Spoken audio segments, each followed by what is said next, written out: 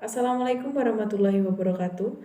Perkenalkan, nama saya Wahyu Kurnia Triswardani, NIM 2021002018. Di sini saya akan mempresentasikan tentang materi perkembangan peserta didik. Adapun yang akan kita pelajari sebagai berikut. Yang pertama, kita akan belajar prinsip-prinsip perkembangan. Yang kedua, membandingkan dua di antara pendapat para ahli tentang prinsip-prinsip perkembangan. Yang ketiga, perbedaan antara pertumbuhan dan perkembangan. Yang keempat, bagaimana dinamika faktor keturunan dan lingkungan mempengaruhi perkembangan individu. Yang terakhir, hubungan antara arti penting materi perkembangan peserta didik dengan proses pembelajaran di sekolah.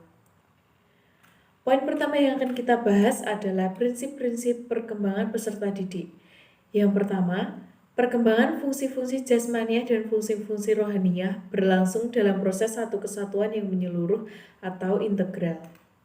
Yang kedua, setiap individu mempunyai kecepatan sendiri-sendiri dalam perkembangannya. Yang ketiga, perkembangan seorang individu, baik keseluruhan maupun setiap aspeknya, kelangsungannya tidak konstan melainkan berirama. Selanjutnya, proses perkembangan itu mengikuti pola tertentu. Yang kelima, proses perkembangan berlangsung secara berkesinambungan.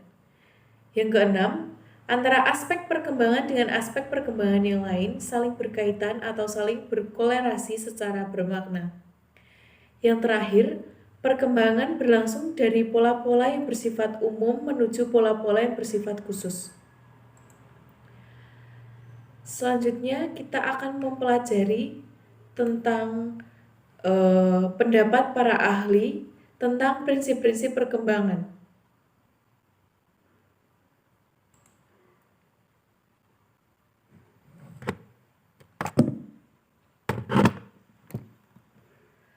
Menurut pendapat Kasiram, yang menyatakan bahwa pada garis besarnya peristiwa perkembangan itu mengikuti prinsip-prinsip perkembangan sebagai berikut. Yang pertama, perkembangan itu mengikuti pola-pola tertentu dan berlangsung teratur. Yang kedua, perkembangan itu selalu menuju ke diferensiasi dan integrasi. Yang ketiga, pertumbuhan dan perkembangan tidak terjadi secara tiba-tiba, tetapi berlangsung secara berangsur-angsur, secara terus dan terus-menerus. Yang keempat, suatu tingkat perkembangan dipengaruhi oleh sifat perkembangan sebelumnya. Yang kelima, perkembangan adalah hasil dari peristiwa maturation, readiness, and learning. Yang keenam, perkembangan itu antara satu anak berbeda dengan anak yang lain. Selanjutnya, prinsip-prinsip perkembangan peserta didik menurut Syamsuddin. Yang pertama, perkembangan dipengaruhi oleh faktor-faktor pembawaan, lingkungan, dan kematangan. Yang kedua, proses perkembangan itu berlangsung secara bertahap atau progresif dan sistematik. Yang ketiga, bagian-bagian dari fungsi-fungsi organisme mempunyai garis perkembangan dan tingkat kematangan masing-masing. Yang keempat, terdapat variasi dalam tempo dan irama perkembangan antar individual dan kelompok tertentu.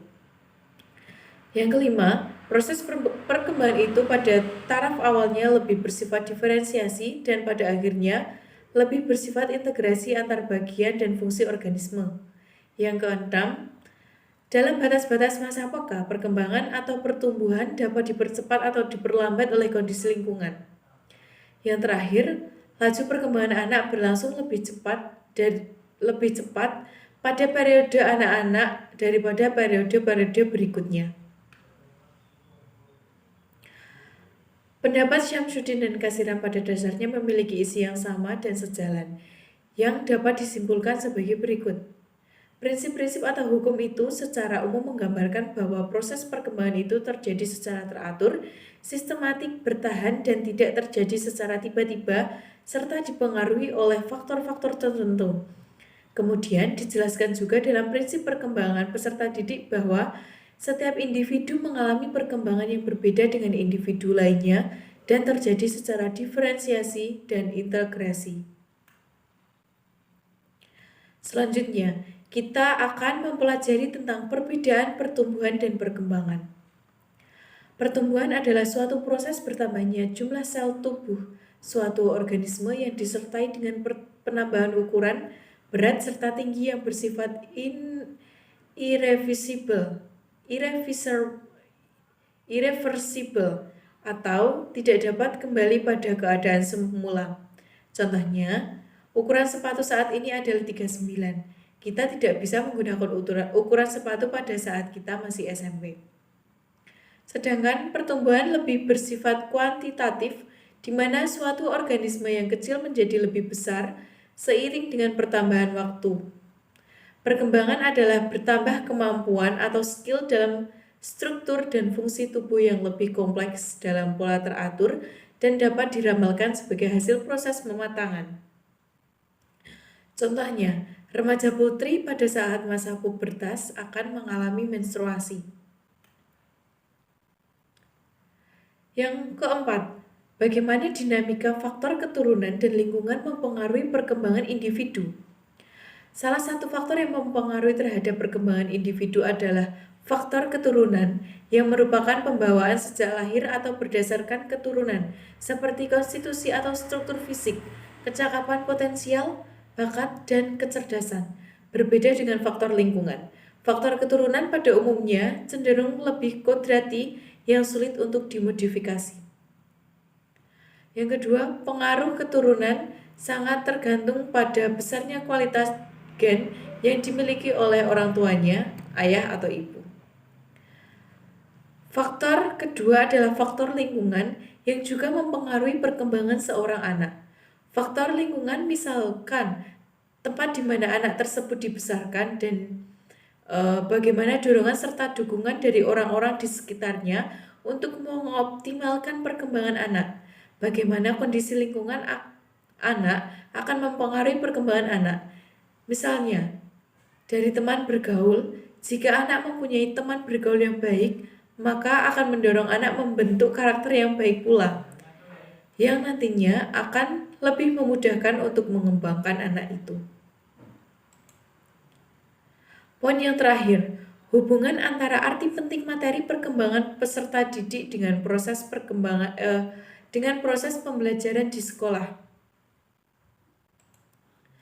Belajar dan perkembangan merupakan dua hal yang saling berkaitan satu sama lain dan masing-masing memiliki fungsi yang saling mendukung. Belajar dalam aspek perkembangan berarti usaha yang dilakukan untuk mencapai tahapan-tahapan menuju arah kematangan dalam perkembangan seseorang individu. Sementara, perkembangan dalam aspek belajar merupakan proses berlangsungnya perubahan-perubahan dalam diri seseorang yang membawa penyempurnaan dalam kepribadiannya untuk menjadi manusia yang insan kamil. Terima kasih. Sekian presentasi dari saya. Kurang lebihnya saya mohon maaf. Wassalamualaikum warahmatullahi wabarakatuh.